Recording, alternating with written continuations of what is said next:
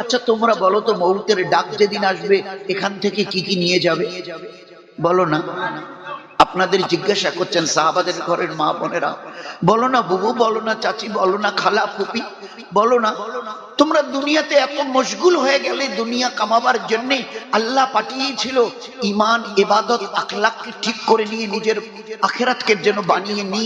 মৌতের আযাব বড় কঠিন, কবরের আযাব তার চাইতে কঠিন, কিয়ামতের আযাব তার চাইতে অনেক কঠিন, সর্বশেষ জাহান্নামের আযাব ও এক অবর্ণনীয় আযাব। এক একটা মেসেলের উপর একসঙ্গে জাহান্নামে 17 রকমের আযাব চাপানো হবে। 17 রকমের জাহান্নামের আগুনের ওই গরম, বিভৎস কালো তার রং, ফেরেশতারা পেটাবে, জাহান্নামের সাপ তাদেরকে কাটবে, ছোবল মারবে।